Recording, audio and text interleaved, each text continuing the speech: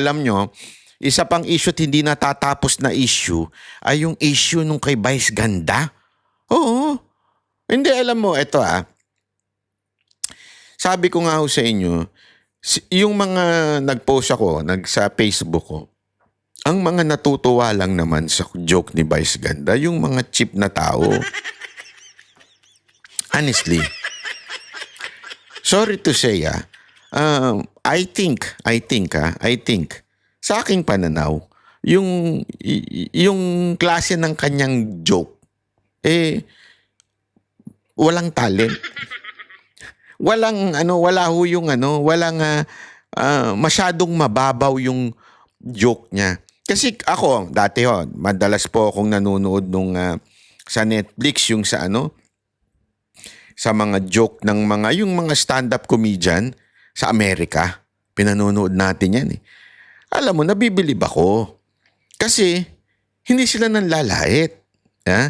Sila po ay nagjo-joke, nagkikwento, tapos nagjo-joke. May substance, ika nga. Si Vice Ganda, wala. Talaga mamimili lang siya sa audience. O kung hindi naman siya namili sa audience, yung kukuha lang siya ng babatuhan ng joke, tapos lalaitin lang niya, may joke na siya. Para sa akin, mababaw yun. Ganon din pala ang tingin ni Senator Marcoleta. Kaya may komento si Senator Marcoleta tungkol kay Vice Ganda. Ito, pakinggan nyo.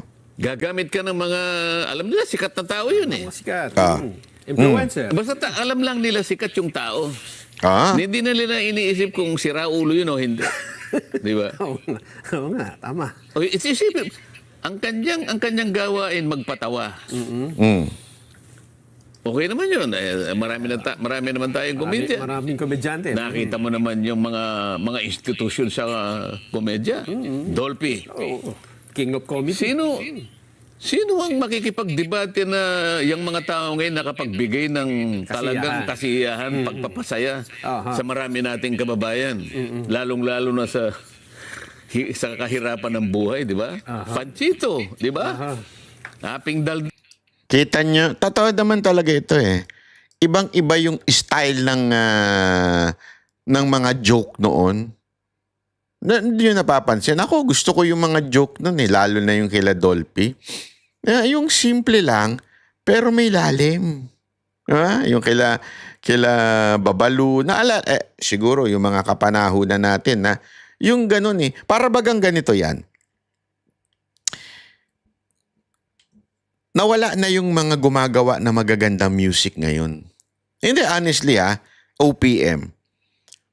Kung gusto mo makarinig ng mga magagandang, lalo na especially yung may theory. Sabi nga may music theory.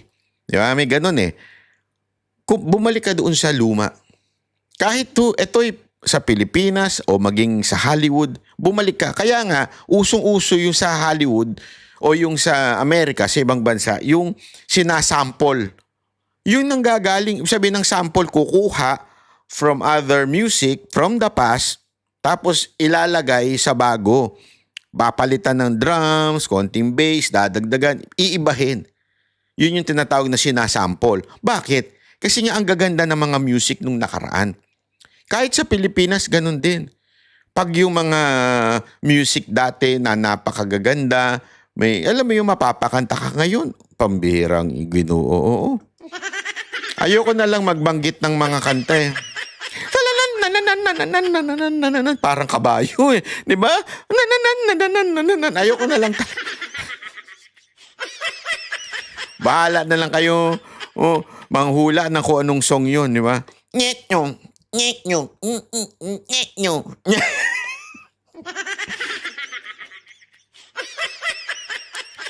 Ang layo kasi, kahit yung mga hip-hop noon at hip-hop ngayon, yung hip-hop ngayon, grabe, talagang basta maka-auto-tune tapos na usapan eh. Iba yung hip-hop noon. Yung hip-hop noon talagang malalim eh. Ngayon wala na. Bumabaw. So ano ibig ko sabihin? Ganun din yung sinasabi ni Marcoleta. Yung kay Vice Ganda, walang kwenta yung patawa niya compare doon sa mga dating komedyante na wala na ngayon. Yun. Chiquito. Marami. Hindi. pagpapasaya. Isang lehitimong gawain, isang lehitimong profesyon. At talaga namang kailangan ng isang lipunan. Alam nga naman, puro lang tayo kalungkutan Hindi naman. naman pa pwede yun. Wala bang, di ba? Oo. Pero kapag gumawa ka ng isang bagay, pinilit mong magpatawa, para alipustahin mo ang kapwa mo. At the Nako. expense of others. Di ba? Pangalipusta, panlalait. Nasa tamang pag-iisip ba yung tao na yun, Nelson? Parang binanggit nyo kanina, parang Pareto. Ikaw na sumaya. Pero yung isa ay pinalungkot mo. Hindi, malayo ang Pareto ron eh. Meron doktrina pa yun, kaya ayoko na lang palawakin. Oho. Ang ibig ko sabihin doon, kung talagang ang gawain, kung talagang legitimate, ba't hindi ka ba makakapagpatawa nang hindi ka mga alipusta ng kapwa mo? Yun. Siguro pwedeng tanungin eh. Wala bang kamag-anak yun na magpapayo sa kanya? Yun talagang tunay na kamag-anak. Kaibigan. Kaibigan kaya. Nakakaawa eh. Di ba? Sino bang tao ang masasabi mo na walang kapintasan? Lahat naman ng tao. Tama meron. naman. Pero Huwag mong gagawing huwag katatawanan. mong gagawing Ang kapintasan katatawanan yun eh. Lalong-lalo na ikaw ang pinakamaraming kapintasan. Halimbawa, Sa bagay, oo. siya nga, may problema sa sarili niya eh. Mm. Hindi niya malaman kung lalaki siya o babae siya. Naku po, patay tayo. Hindi, alam mo, parang pareho kami ng pananaw ni no? Ni Marcoleta. Yan din yung di ba, yung sinasabi ko sa inyo, paano mo yan? Kasi nga, siya nga mismo confused. Paano magbibigay ng magandang masasabi mong joke yan o magkakaroon ng maayos na buhay yan kung ikaw mismo, di ba? Problema yun. Alam mo, sa psychology, ang tawag doon yung cognitive dissonance. No? Marami tayong masasabing doktrina eh. Ang katapus-tapusan lang yan eh, dapat para ang ating bansa ay maging progreso. No? Lahat tayo, ano man ang profesyon natin, magpakasigasig tayo, magpakasipag tayo. Yan. So, ayan po ang sinabi ni Marcoleta. Alam mo, maganda yung ano niya eh.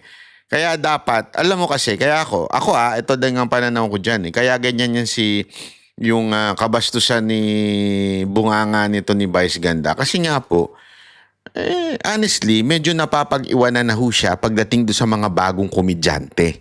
Aminin niya na o hindi. Ano lang ang meron siya. Ngayon, sa totoo lang, pera tsaka power of endorsement. Pero yung joke niya, wala na.